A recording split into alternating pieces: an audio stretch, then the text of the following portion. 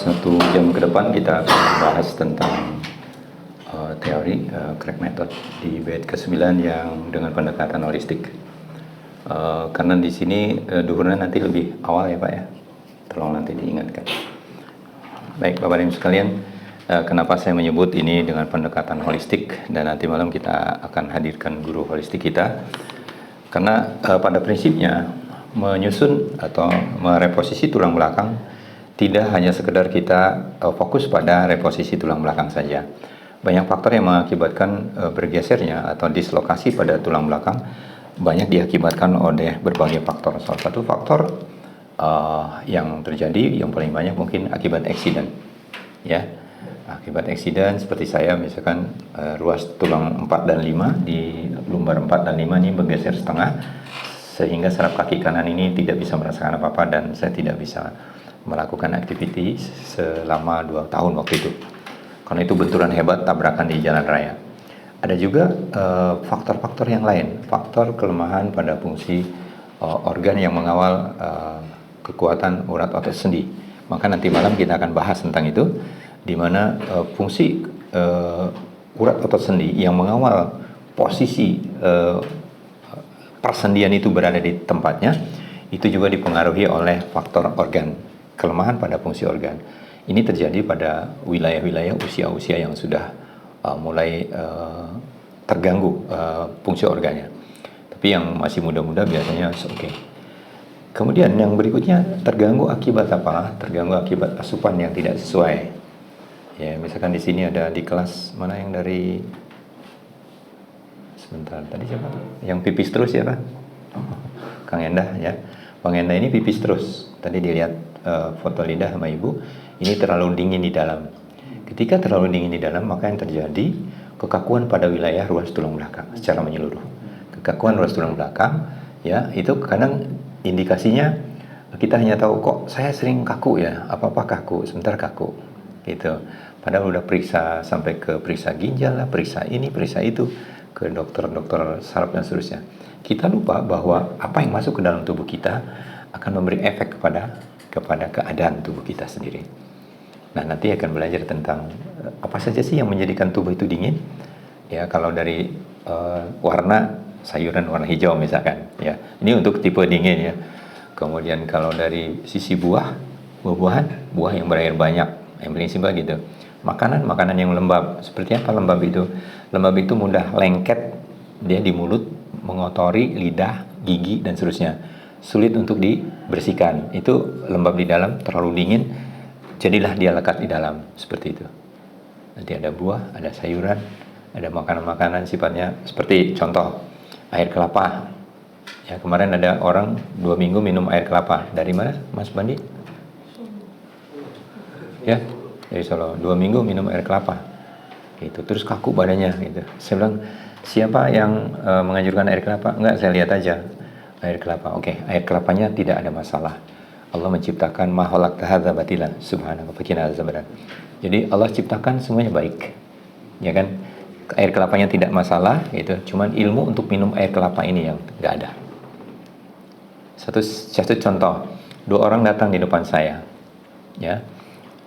Dua-duanya dulu itu ada fenomena gini, ada tumbler, isinya apa? Lemon. Dua-dua tumbler plok-plok gitu depan saya. Satu pucat, satu ceria. Sama yang pucat saya tanya, Bunda udah berapa lama minum ini?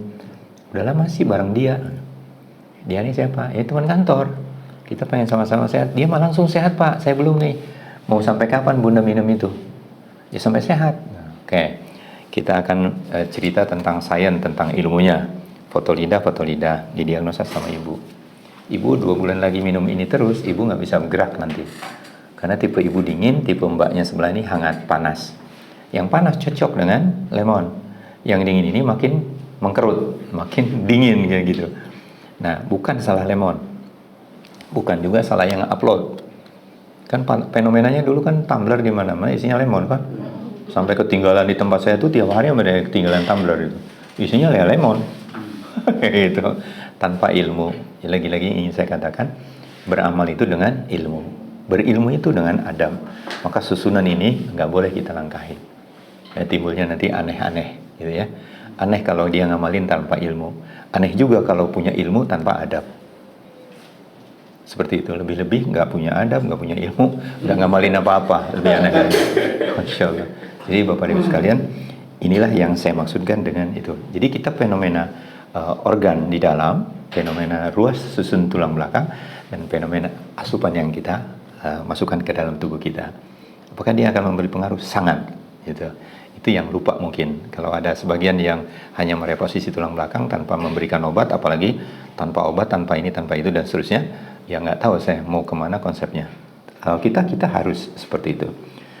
Nah, kalau saya ditanya tentang pengalaman menjadi pesakit nih bahasa Malaysia ya, menjadi pasien tulang belakang ya, yang berkepanjangan seperti itu, wah sakit sekali ya.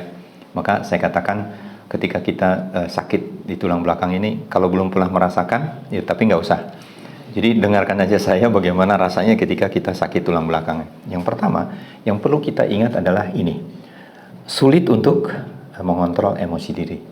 Bayangkan Bapak Ibu sekalian, Bapak Ibu tergeletak 2 tahun. 2 tahun loh Pak, kita maunya dilayani. Kalau mau dilayani artinya harusnya kita nurut sama yang melayani kita. Tapi kadang-kadang ketika saya mau miring ke kiri, miring ke kanan, hanya ada 2 orang yang membuat saya miring ke kiri. Saya perlunya 3 orang. Karena bagian kepala bahu itu berat sekali digerakkan. Ya, kemudian bagian pinggul. Nah, kadang-kadang bagian pinggul sama bahu oke. Kakinya nggak dipindahin, Pak, ketinggalan. Itu yang bikin saya nyikut, saya sikut, sakit. Emosi ini sulit kontrol. Tujuannya apa saya jelaskan ini? Yang perlu diingat ketika sakit, libatkan keluarga untuk memahami gejala-gejala ini.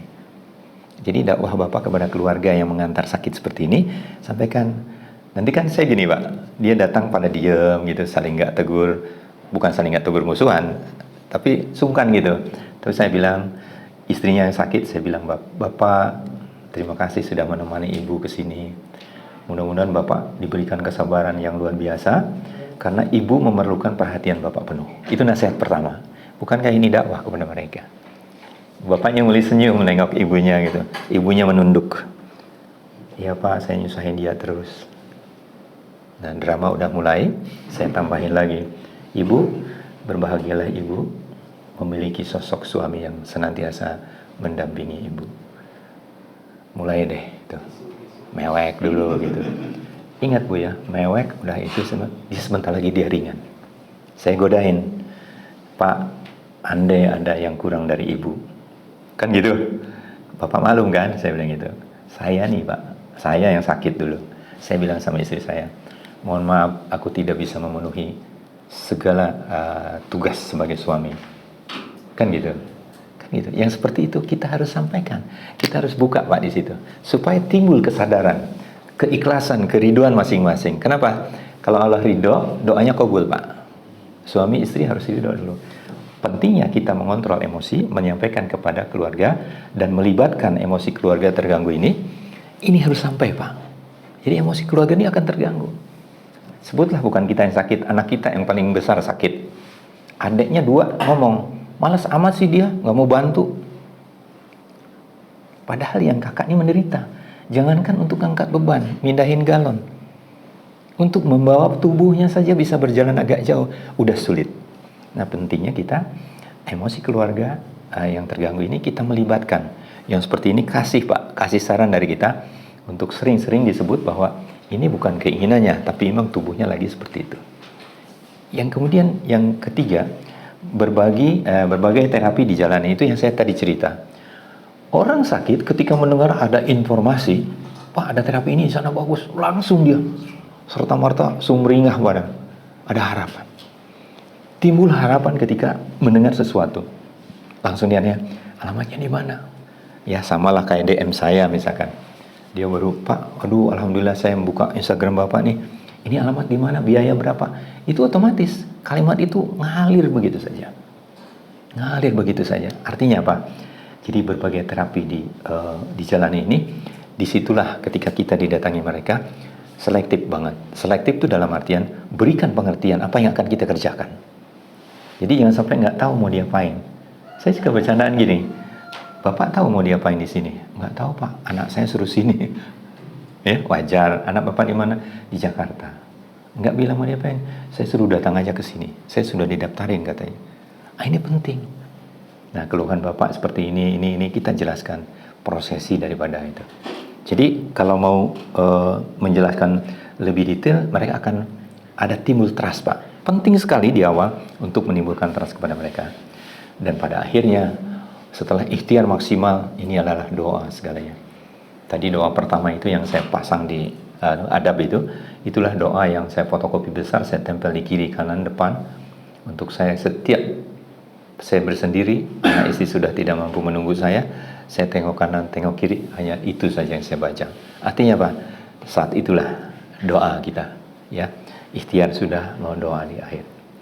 Dan bagaimana saya menemukan crack method untuk terapi tulang belakang? Ini merupakan hikmah di balik sakit. Apa maknanya? Bapak Ibu, kalau Bapak datang ke chiropractor, Bapak tidak ada tuh cerita diurut-urut dulu, ya Pak ya. Datang langsung tarik-tarik, miring kiri, miring kanan. Nah, ada satu hal yang ingin saya bagi kepada Bapak Ibu sekalian. Kalau kita datang ke terapi seperti itu, nah di sini mungkin kalau Kang Hendrik menanyakan gimana ke depan crack method, dari sisi bisnis, saya ingin cerita saja, ya. Bagaimana mereka mengelola bisnis? Datang saya ke sana, dikasih tahu harga. Ya, kasih tahu harga, tapi you harus ronsen dulu. Padahal saya sudah bawa MRI. Bodoh-bodohnya saya MRI sama ronsen tinggian MRI.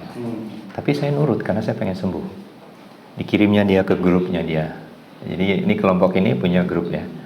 Kirim ke grup, balik lagi. Udah balik saya ditanya, you mau tonton nggak ini you punya X-ray ini? Gitu. Iyalah dok, ditonton. Saya aja mau tahu itu. Oke, ini ada 8 titik, you mesti tiap titik 3 kali pertemuan. Jadi you 8 kali 3, 24 pertemuan. Saya bagi dalam satu paket 8 kali pertemuan. Jadi you ambil 3 paket. One package 15 juta 19 tahun lalu. 15 juta 8 kali pertemuan, Pak. Saya bilang, boleh dok saya ambil satu dulu? Ya, nggak apa-apa. Ya boleh. Kapan bisa mulai dok? Kalau you bayar DP sekarang, ya kita mulai.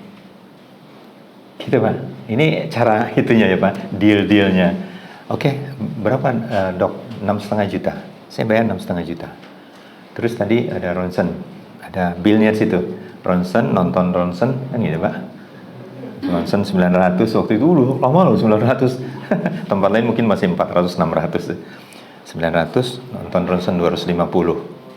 DP 6 sekian. Oke. Kalau you deal, saya transfer,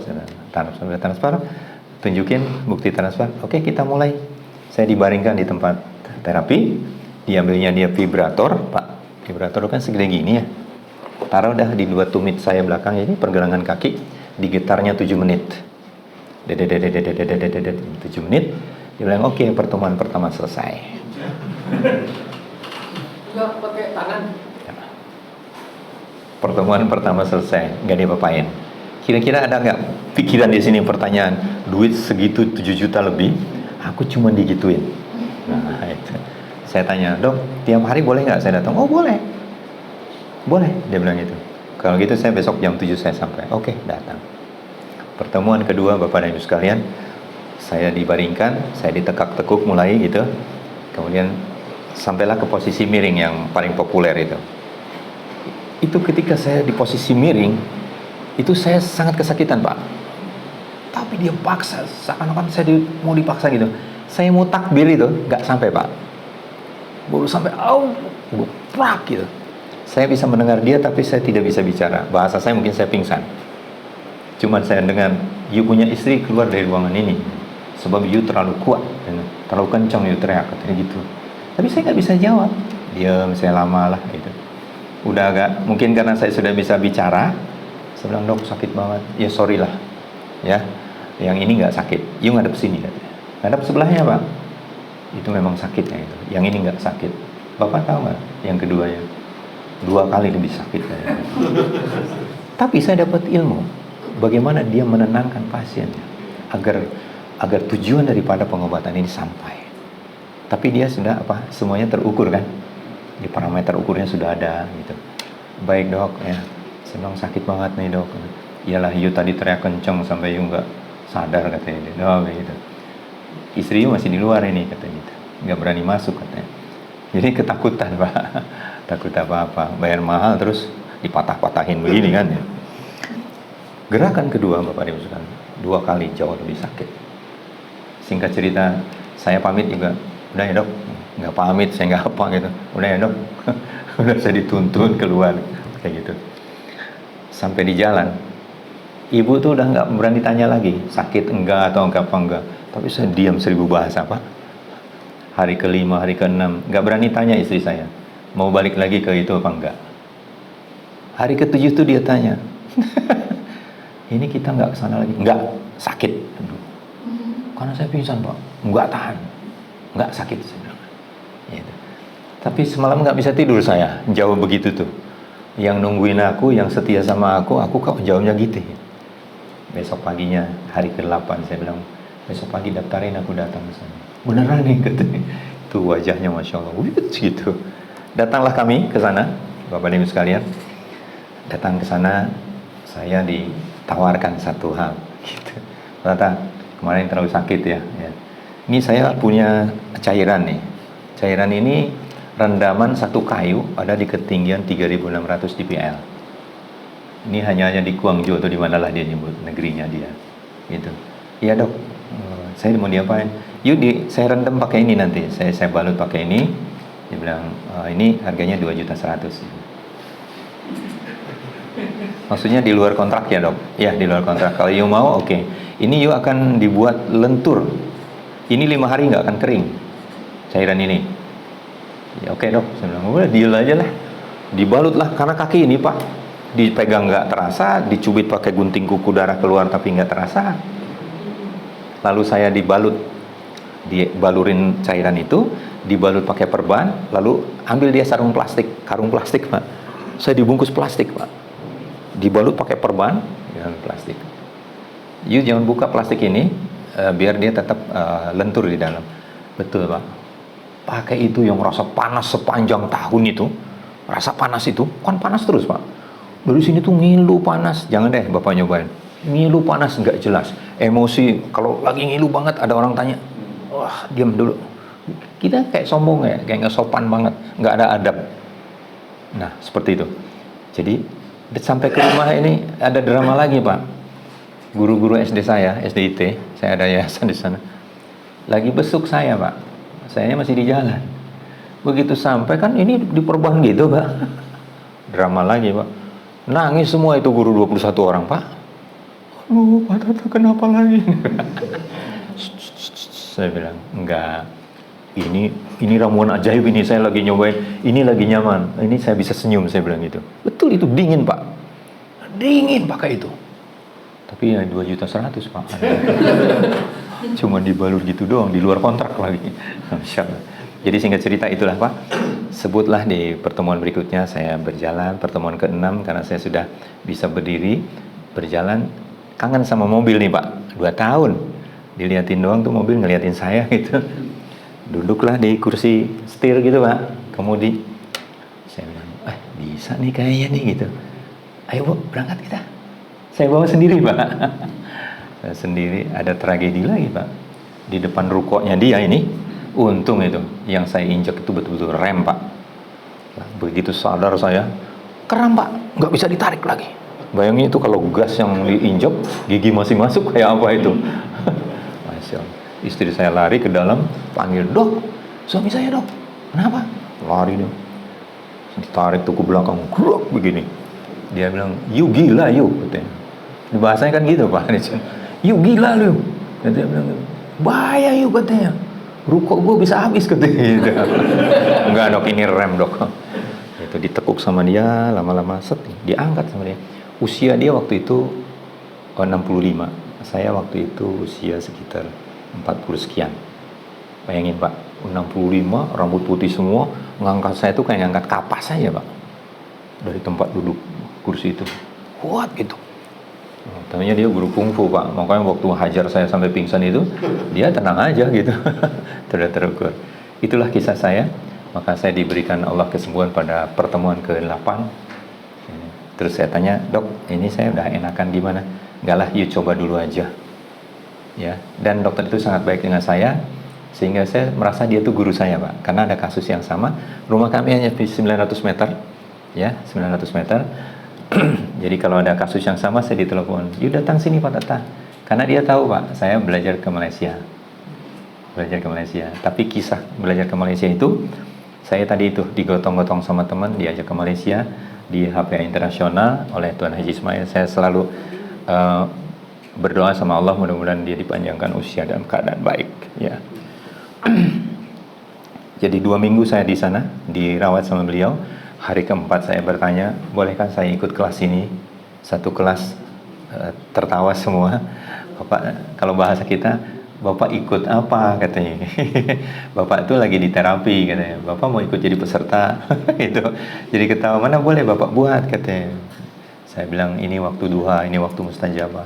Doakan saya lah, kalau saya nanti boleh dapat ilmu ini dan saya boleh buat orang banyak, saya nak manfaat buat orang banyak. Doa itu mungkin yang kemudian Allah kabul belakangan hari setelah saya kembali ke Indonesia. 2 minggu saya dirawat. Tuan Haji bilang, Pak Tata, itulah yang boleh saya rawat dengan Pak Tata. Bapak boleh balik Indonesia. Saya dengar dekat Indonesia pun dah ada yang boleh buat. Gitu.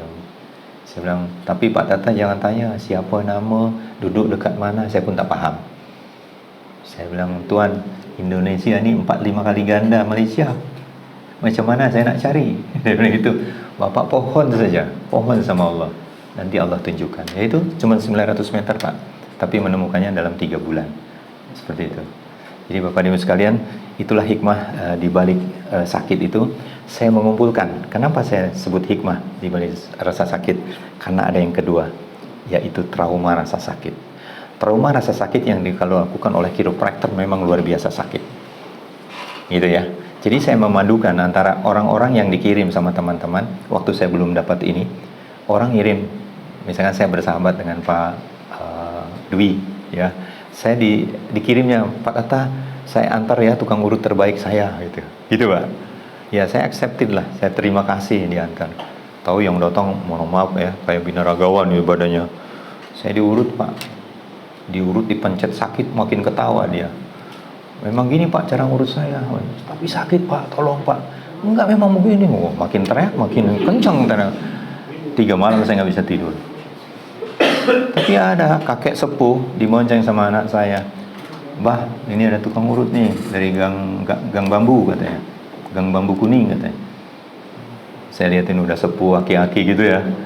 Wah, kuat dia ngurut saya gitu. 10 menit saya diurut tertidur Pak. Padahal untuk tidur saya sulit sekali. Untuk tidur itu sulit Pak. 10 menit diurut dia saya tertidur Pak.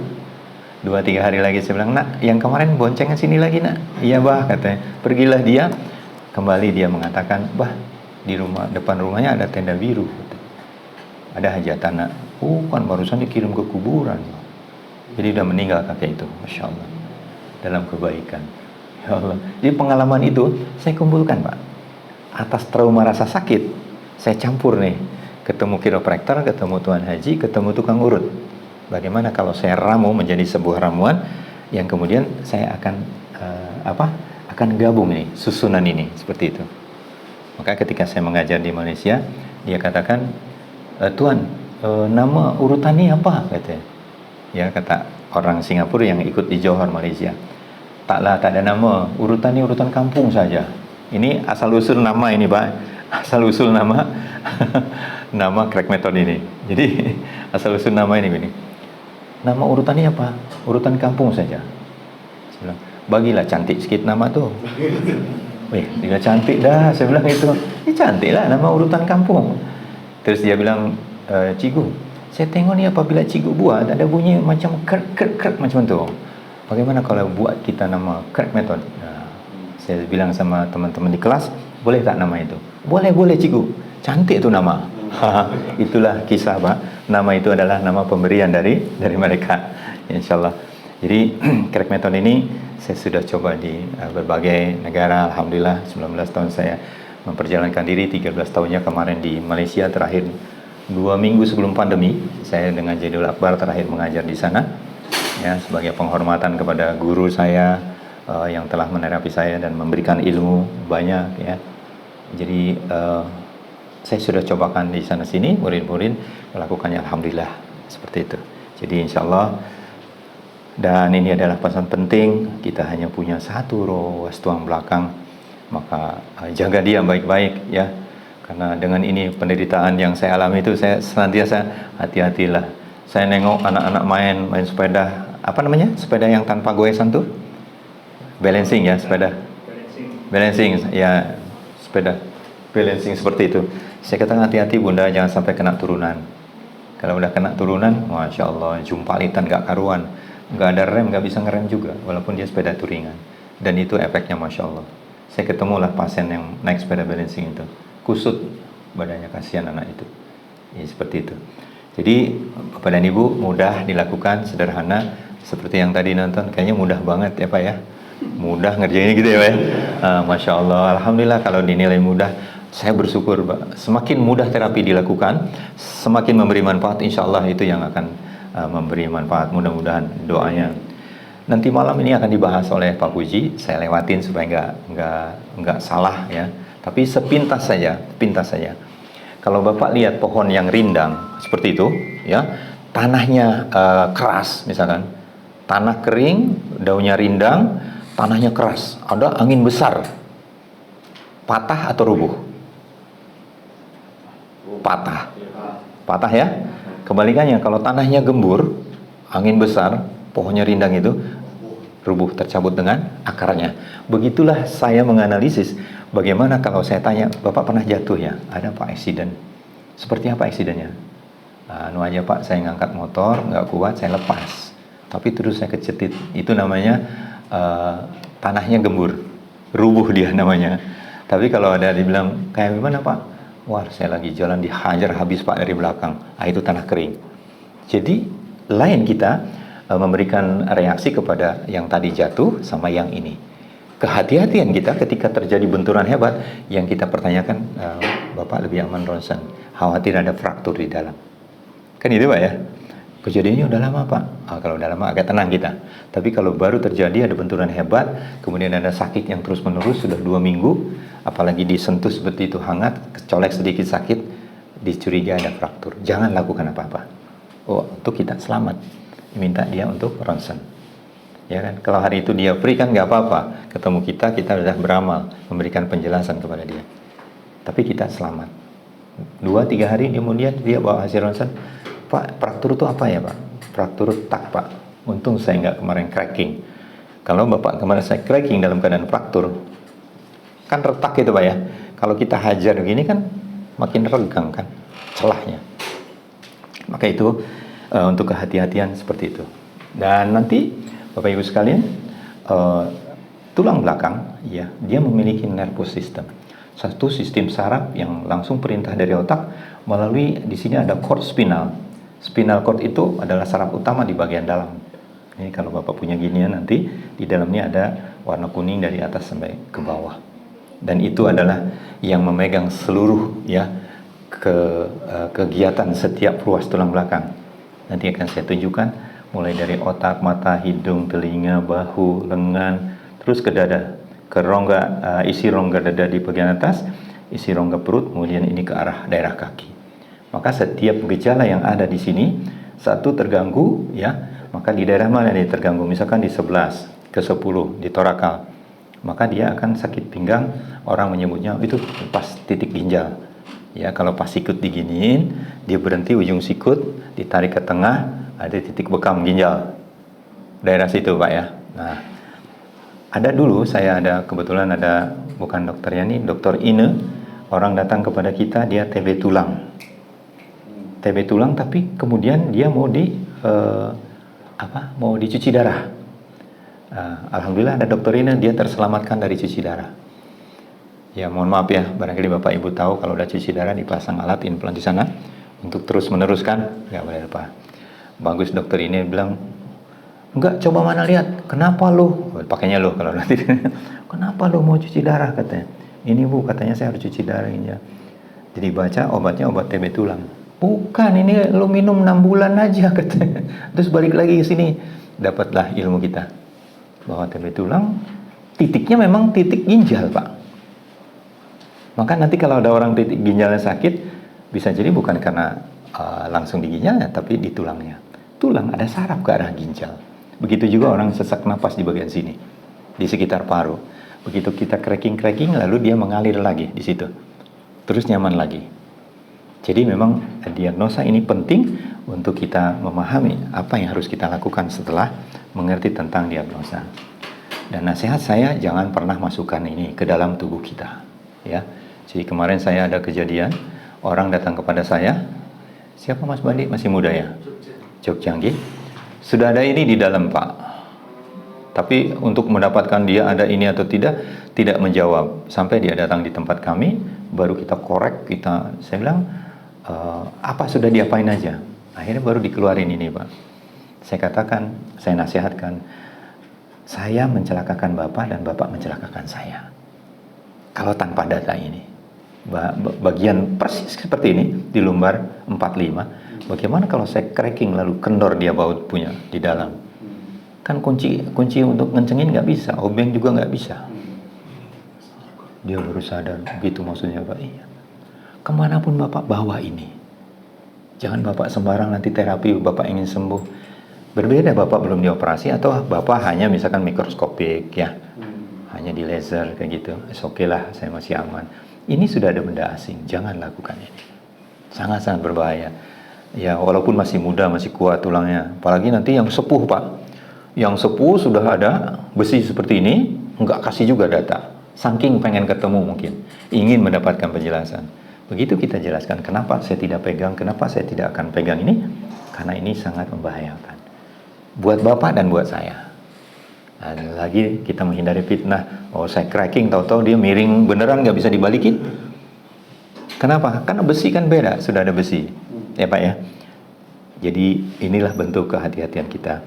Jadi kalau ditanya crack method ini seperti apa, saya teringat bukunya Dr. Sagiran bahwa tulang belakang untuk tulang belakang itu mengoreksi atau memelihara tulang belakang itu dengan mengerjakan sholat yang betul. Tumaninahnya sholat menjadikan kita baik. Lalu yang tadi saya sebutkan, salah satunya adalah makanan, ya, makanan, kemudian, nah ini makanan. Jadi kita harus mengisinya dengan betul. Kalau tadi Pak siapa, yang pipis terus ya, Pak Endah ini kata ibu, wah itu dingin banget. Pola makannya nanti kita betulkan. Selain ruas tulang belakangnya kita reposisi. Jadi sinkronis Pak. Tidak hanya makanannya dibetulin, tapi kalau ada masalah di situ tidak dibetulkan sama. Arahnya kemana? Nanti kita lihat tabulasi yang ada di sini. Jadi makanan juga gitu Pak. Ini sepertiga makanan padat, cair dan hampa, udara kosong ya. Nah, kalau habis makan, ya siapa ulama yang mengatakan yang seperti itu pun bunyi begini, itu habis makan Pak, hati-hati. Yang seperti itu akan diminta pertanggungjawabannya katanya. Kenapa? Artinya sepertiga yang haknya udara terdorong oleh benda padat atau cair, sehingga dia harus keluar. Bunyi seperti itu, nggak ada tempat lain, ya harus dikeluarkan. Bentuknya ya itu tadi. Kemudian dia menyebut tentang ruas tulang pada saat dia bersujud, ya. Pada saat bersujud kembalikan ruas tulangmu, ya, ke posisi yang nyaman. Tumaninah intinya. Jadi tumaninahnya gerakan sholat itu akan memelihara tulang belakang kita. Berikutnya posisi ruku. Ruku juga ya sama. Tumaninahnya ruku sampai di hadis lain mengatakan andaikan satu bejana disimpan di punggungmu, niscaya tidak akan tumpah. Jadi tumaninah dalam sholat juga sangat membantu untuk memelihara tulang belakang. Kemudian 360 ruas tulang ya yang ada pada tubuh kita sedekahin. Saya mungkin dulu kalau sholat duha pikirannya biar banyak rezeki. Ilmunya baru sampai situ. Ternyata menemukan hadis ya yang ini dipertentangkan di awal karena seorang peneliti menemukan 300 ruas. Diulang lagi ternyata 360. Mereka fenomena itu euforia. Wah, kita menemukan jumlah ruas gitu. Terus ilmuwan muslim mengatakan antum ketinggalan kalau bahasa kita. 1400 tahun yang lalu Rasul kita yang mulia sudah mengatakan dalam sebuah hadis bahwa di manusia itu ada 360 ruas tulang. Maka sedekah kita salah satunya adalah menyempatkan diri untuk bersedekah kepada ruas tulang itu, ruas sendi itu dengan 2 rakaat salat duha. Jadi ini betul kata Bapak tadi ya, ini simple, gentle dan efektif insyaallah ya. Keluhan-keluhan seperti inilah yang sering kita dapati di keseharian kita ya. Mulai dari orang di sakit pinggang, bahasa sederhana kampung, Pak sakit saya pinggang, Pak sakit saya punggung, Pak sakit saya leher. Nanti yang sepuh sedikit, Pak sholat saya sudah duduk, saya nggak bisa duduk di antara 2 sholat. Nggih, monggo. Kemudian Pak duduk tahiyat akhir saya udah miring, nggak bisa duduk tahiyat akhir dan seterusnya. Inilah keluhan-keluhan kita dan kehati-hatian kita itu di sana, terutama pada usia-usia sudah lewat. Misalkan terutama ketemu dengan osteoartritis, apa itu OA, tulisannya OA doang. Pak nggak ada di sini gejala yang menakutkan Pak, gitu. Cuman ada OA, nah itu OA itu. Apa Bu OA? Nggak tahu, tulisannya OA doang. Osteoartritis, radang sendi. Bisa diapain radang sendi? Pada kadar tertentu masih bisa kita ganggu. Ya, kalau belum ada grid, masih bisa tekuk sedikit-sedikit, sakit sedikit. Oke lah, segera kita ganggu untuk kita coba reposisi persendian. Ya, bisa jadi karena dia pernah ada dislokasi kecil, ya, kemudian dia pada posisi yang salah, beban yang terus-menerus pada setiap hari ketika digunakan, dia mengakibatkan inflamasi peradangan di situ. Ya, kalau masih kita bisa pada kadar-kadar belum ada grid, boleh kita lakukan. Tapi kalau sudah ada grid 2, 3, mesti berhati-hati. Dia duduk antara 2 sujud sudah tidak bisa. Maka yang dilakukan apa? Yang dilakukan berikan herba, berikan minyak. Ya, ada nenek 72 tahun turun dari menekuk kaki, berdiri itu sulit. Itu saya bukan karena apa? Karena obat minyak itu sudah sekarang saya sudah dapat lisensi ya, minyak crack itu yang SBO-nya Pak Lesjono itu saya dinamakan crack, jadi daftarkan. Kenapa? Saya sudah buktikan.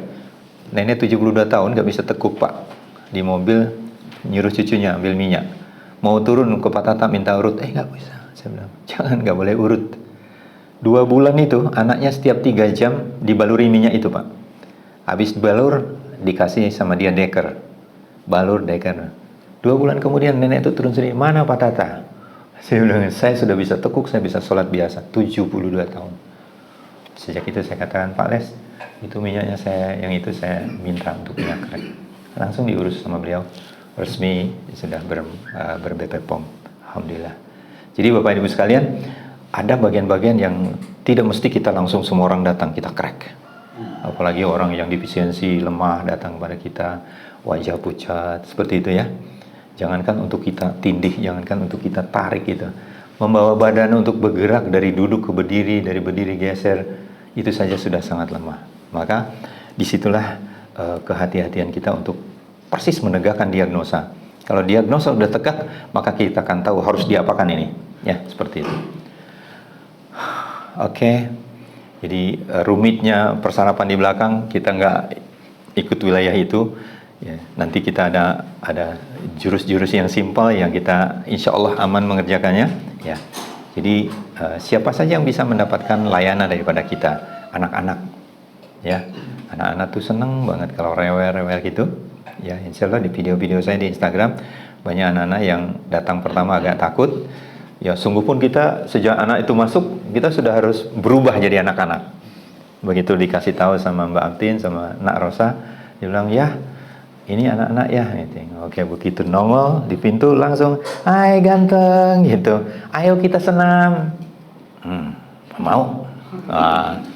Kalau nggak mau pertama, orang senam kayak di teman-teman kalau main gitu.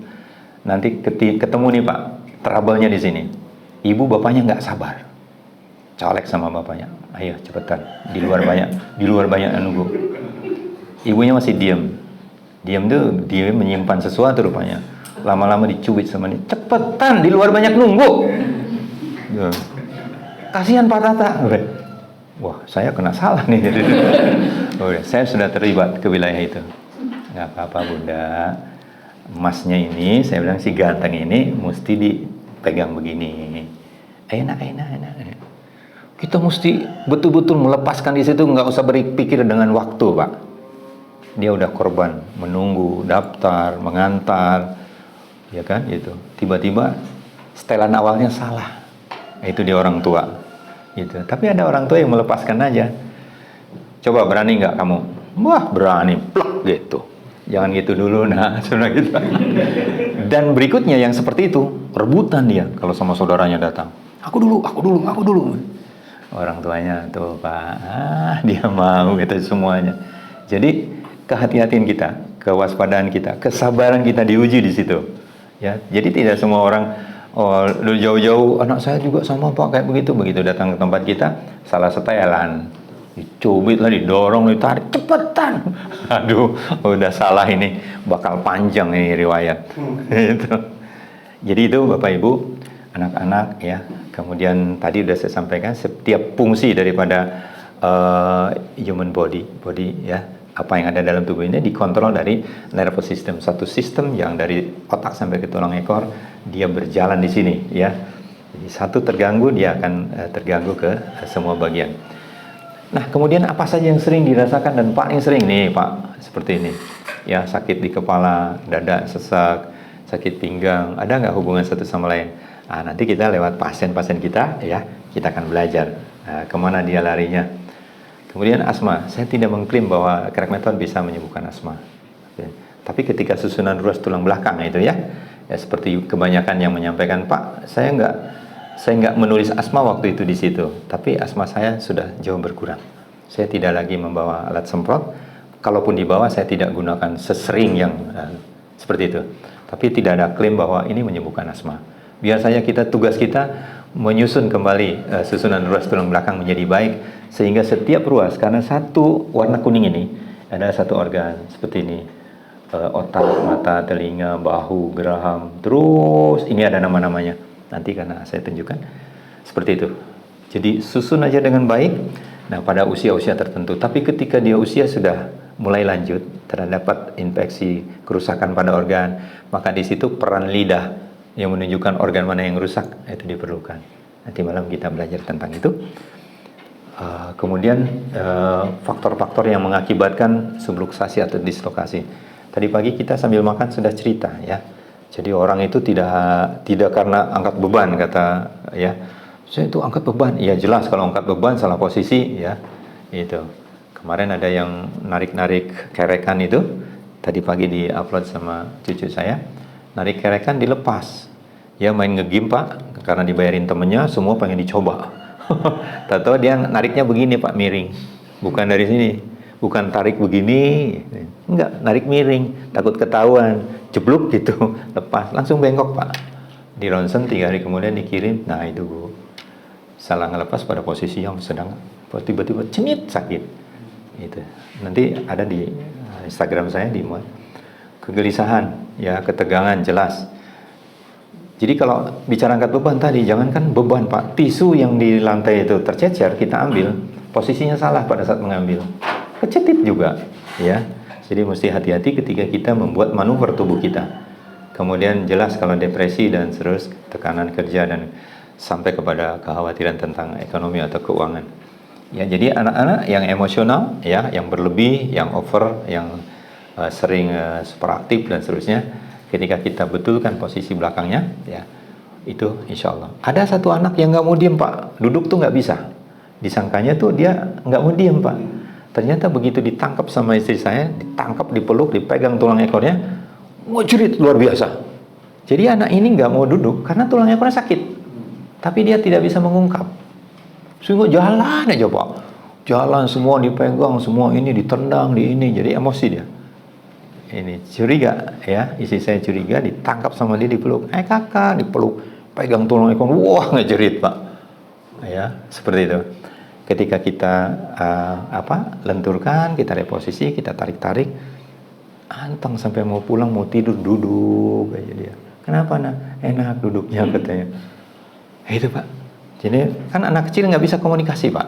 Sakit apa nak? Enggak dia. Dari gejalanya kok aneh ini. Dari pagi sampai nunggu sampai 9:30 siang itu Pak, muter semua ruangan dia masukin. Berani juga ketok pintu saya, masuk keluar lagi. Saya bilang itu kenapa? Ya ini kenapa anak kamu duduk ya? Ditangkap sama ibu, dipeluk, pegang tulang ekornya, jerit dia. Oh pantas nih. ya nggak mau duduk. Jadi nanti anak-anak tuh bisa tenang Bu setelah dipegang sama kita.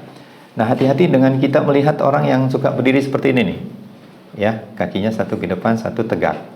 Itu berarti pinggul yang sebelah kirinya, ya pinggul sebelah kiri sebelah kaki yang kanan pinggulnya itu naik, kaki kanannya naik, kaki kirinya pinggulnya turun. Jadi bahasa umumnya kakinya panjang sebelah. Ya, kakinya sama sebetulnya. Yang menjadikan panjang sebelah adalah ketika pelvisnya naik sebelah. Jadi pelvis naik, ini turun. Seperti itu. Nah, ini yang paling banyak juga kita temui. Nah, kita bisa jelaskan nanti ya, langsung dengan praktek kita. Berikutnya, kelelahan. Kelelahan yang luar biasa. Atau kadang-kadang bantal, disalahkan, bangun tidur, dan seterusnya ya. Gitu. Padahal ini posisi kita pada saat menyimpan tubuh kita, ya kita mesti tertib lah bangun tidur. Ya, mungkin karena kelelahan kadang-kadang menjadikan kita lupa ya. Jadi buat anak-anak, buat dewasa, untuk semua umur ya, ini kita bisa berikan terapi. Pertanyaannya Pak Tata, sejak umur berapa anak bisa diterapi? Jawaban saya simpel, sejak dia mengeluh dan sejak dia tidak sama seperti teman-teman lainnya gitu. Jadi nggak ada cerita usia berapa. Bedakan antara dia bawaan lahir sama akibat eksiden. Apa yang menjadikan anak-anak tidak diketahui kalau dia eksiden? Anak-anak takut Bu. Ya, kalau kita punya anak nanti cucu beritahu kalau jatuh bilang ya sama bunda, nanti boleh main lagi. Kalimatnya sederhana. Anak-anak nggak mau bilang apa. Saya selalu setel. Kalau ditanya di sama bundanya jatuh nggak? Enggak. Tapi begitu udah berbaring di tempat saya bilang kakak jatuh ya. Iya, bilang nggak bunda? Enggak. Kenapa nggak bilang? Nanti nggak boleh main. Simpel. Jadi anak-anak memang kita harus yang korek ya, yang explore terus sampai sejauh mana kita bisa tahu akibat apa sebetulnya, gitu. Ibunya sampai nggak tahu. Ibu kan nggak 24 jam. Ibu not 24 hours bersama dia. Apalagi ibu bekerja. Iya sih Pak. Itu masalah. Jadi kita bijaklah. Nah, biasakan kita meregangkan. Kemudian kembali lagi bahwa anak-anak ini ada satu survei ya yang menunjukkan bahwa pekerjaan mereposisi tulang belakang menjadikan anak-anak menjadi nyaman. Kembali lagi spinal nerve emerging ya. Jadi dia akan mengawal semuanya ya pada wilayah-wilayah tulang belakang hingga ke bagian bawah. Baik Bapak dan Ibu, kita akan lanjutkan, tapi sebelum itu senyum bagian daripada yang menjadikan kita tulang belakang menjadi renyah. Renyah itu apa?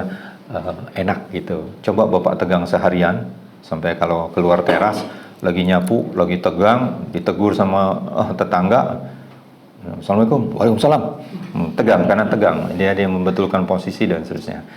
Baik Bapak dan Ibu, kita akan teruskan sedikit materi lanjutannya ya. Beberapa penyebab daripada gangguan tulang belakang. Bapak-bapak yang masih ada dompet di saku kiri kanan, masih ada saku belakang? Sudah tidak ada ya? Berarti selamat semuanya, sudah memenuhi syarat untuk menjadi ikut private class. Beberapa penyebab gangguan tulang belakang yang jarang sekali kita temui di beberapa bagian adalah ketika kita tidak memahami apa yang terjadi pada ibu-ibu yang melahirkan ya.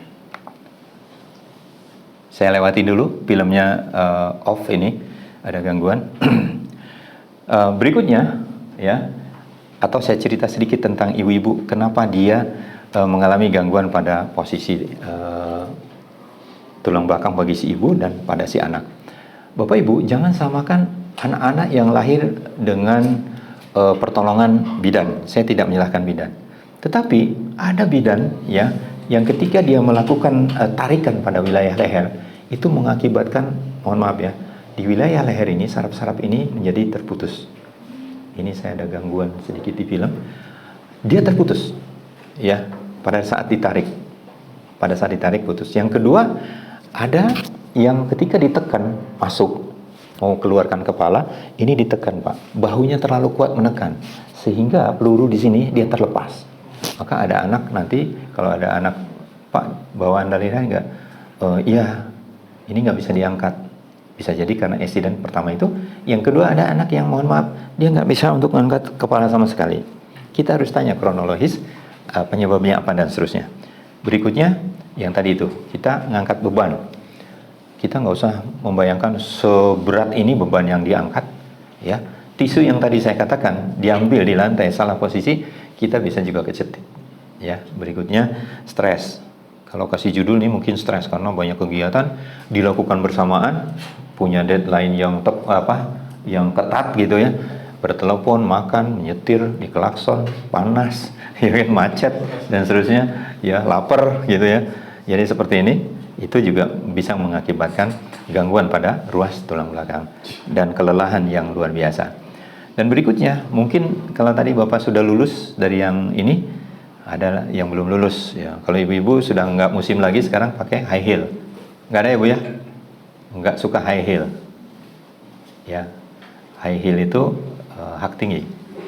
Ya, kalau yang itu beban pada masa muda nih, gendong anak, bawa air, bawa kayu bakar, mungkin itu ibu kita dulu, ya. Kelelahannya luar biasa. Efek-efeknya itu bukan pada saat itu, tapi nanti menjelang usia seperti itu. Nah, kalau yang high heel ini dikatakan dalam satu jurnal bahwa akibat lama menggunakan high heel, itu tulis yang di bawah namanya schizophrenia. Ya, kalau Dr. Jadul Akbar bilang udah mulai gila itu, katanya. Udah gila tuh, kagak ada malunya. Makanya kalau ada peragawati yang bisa buka baju masih di catwalk, belum masuk ke ruangan udah diganti bajunya. Bukan soal efektif diganti, tapi memang sudah seperti itu. Akibat apa? Akibat terjadi shortness pada cup muscle di bagian betis. Jadi bagian betisnya tuh memenek, dan dia kontaknya langsung ke wilayah-wilayah urat malu kata Dr. Jadul Akbar. Masya Allah. Kemudian gadget. Ya, makin menunduk kita memainkan gadget, makin terasa beban pada tubuh. Derajatnya akan terus bertambah seiring dengan kemiringan kita. Maka yang terbaik seperti ini. Kalau misalkan kita main gadget, ya seperti inilah komputer. Kita kadang mendapatkan drawernya itu ada di sini, keyboardnya ada di sini ya Bu ya. Kalau dia bisa adjustment ini ya, ada adjustable, bisa di adjust begini, masih oke. Ini ada armrestnya di sini, ya. Masih bisa begini, masih oke. Tapi yang nggak ada ini, sebaiknya jauhkan itu monitor, kita berada di atas meja begini. Ini yang paling aman untuk kita. Jadi kalau begini, ini aman, berjam-jam nggak apa-apa. Tapi kalau dilantung begini, selain membebani dua sisi leher, bahu, berat bahu dan ini akan mengganggu ke wilayah kepala nanti. Jadi nanti bisa bercerita tentang itu. Kemudian fenomena yang berikutnya, kita sering melihat anak-anak yang jalannya apa? Jalannya ke dalam, ya, jempol ketemu jempol. Itu alias anak-anak yang duduknya huruf W.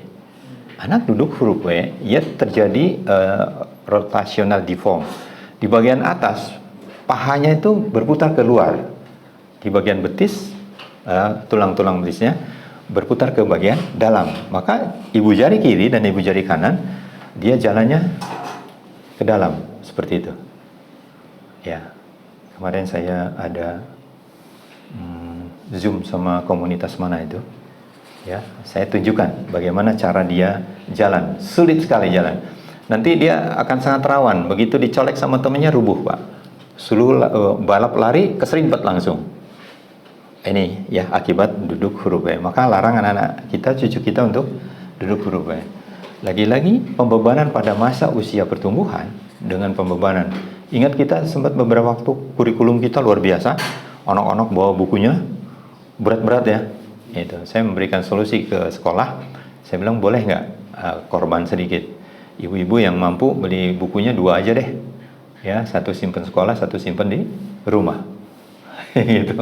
Jadi yang di sekolah ditandain PR-nya halaman berapa, itu aja yang jadi catatan. Jadi anak-anak harus diberikan cara manajemen yang baik supaya tidak menjadi korban akibat pembebanan. Lagi-lagi main gadget yang bisa mengakibatkan gangguan pada ruas tulang belakang seperti ini. Duduk, ya posisi duduk salah satunya tadi yang saya contohkan. Kemudian kebiasaan-kebiasaan seperti ini juga bisa mengakibatkan orang kiposis, orang lordosis, yang terakhir skoliosis. Tapi untuk catatan skoliosis saya ingin sampaikan kepada Bapak Ibu, jangan pernah menjanjikan apa-apa kepada orang yang terganggu skoliosis. Yang pertama catatannya adalah skoliosis terjadi pada anak-anak pada saat menstruasi pertama, Pak. Jadi anak-anak perempuan, kalau kita punya ponakan, anak cucu, menstruasi pertama perhatikan. Kalau ada gejala skoliosis akibat genetika atau keturunan, dia akan nongol kuat sekali, akan timbul kuat sekali pada saat menstruasi pertama. Dalam 2 minggu ini saya mendapatkan anak-anak usia 11, 12 di kelas-kelas 6 kayak gitu. Itu rata-rata saya tanya, mbaknya menstruasi kapan? Dia nengok ibunya, nggak bisa jawab. Gitu ya. Kalau yang udah dewasa kan ditanya menstruasi kapan, dia sebutkan, dia nengok ibunya, belum lama pak, katanya gitu. Baru naik kelas dia menstruasi. Pas itu pak, saya liatin, dia bungkuk pak, kelihatan tinggi sebelah kanan. Jadi kan skoliosis kan khas ya, ya skapula kanannya itu mundur ke belakang, nonjol. Kalau tengkurap nampak sekali. Itu seperti itu. Jadi nanti jangan janjikan apa-apa kepada yang usianya, yang dimaksud saya usia sudah melewati masa pertumbuhan di 20 lewat, derajat sudah sekian. Jangan janjikan apa-apa, terapi aja ya. Dan katakan sama mereka, anak-anak yang di bawah umur itu, di bawah usia pertumbuhan itu, katakan jangan googling sendiri tentang skoliosis, karena itu akibatnya ngeri-ngeri di situ di catatan ya, bakal ini bakal itu yang bikin pusing. Orang tua menangis sepanjang hari. Begitu sampai ke tempat saya katakan, bunda, saya punya murid sekaligus pasien saya dari Malaysia, 11 tahun dia duduk mengajar pak, 11 tahun mengajar duduk, untuk berdiri dia nggak kuat. Saya mengajar di Malaysia, kemudian ditengkurupkan sama murid-murid yang belajar, tiba-tiba dia berteriak, menangis, kami lari, ada apa? Dia bilang, saya terharu, nangisnya bukan apa, selama ini saya baru kali ini meniarap, tidur meniarap. Baru pertama kali itu dia tengkurap pak, setelah dilenturkan, itu baru dilenturkan, belum di cracking pak. Iya, asisten pak, itu pentingnya asisten. Selesai kursus, dia ikut ke Indonesia, 11 hari dirawat, bukan oleh saya, oleh suaminya. Saya hanya ajarkan saja urutan sederhana, karena saya tidak menjanjikan apa-apa. Skoliosis pada derajat 48, itu kan hebat. Sampai dia berdiri aja susah. Singkat cerita, 11 hari di situ, 2,5 tahun kemudian saya mengajar di tempat yang sama, sampai saya tidak mengenali mereka. Dia rupanya datang, tahu saya mengajar situ, dia datang. Saya lewat saja pintu aula gitu, saya ditegur, assalamualaikum cikgu. Waalaikumsalam. Siapa nih? Saya bilang, Hanum, Pak Tata. Pak Tata tak kenal ke dengan saya?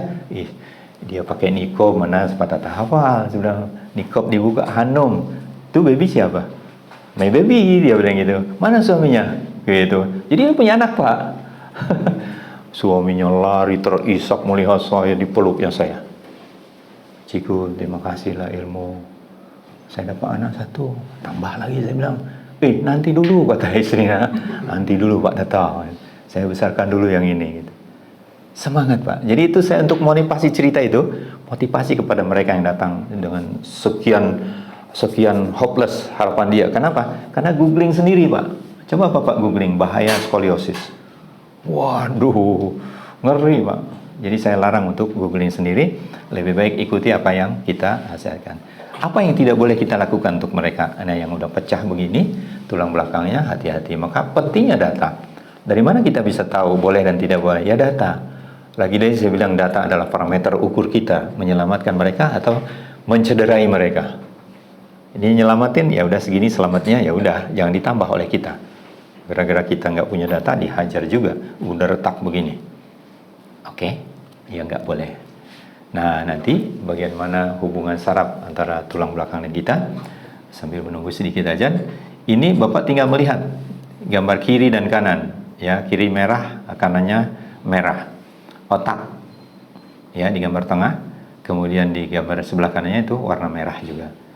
Jadi letaknya di cervical 1 seperti itu ya. Nanti untuk mempelajarinya mudah. Ketika ada gejala-gejala seperti ini, berarti kita punya analogika untuk, oh ya ini di wilayah otak, wilayah muka nggak nyaman, cervical 2 ya, di wilayah tulang di bawah mata sampai ke telinga ya, di cervical ke-4 dan seterusnya, 3, 4 ya, di geraham dan gigi ya, di lehernya sendiri, terus sampai ke bawah, di setiap satu ruas mengawal satu organ.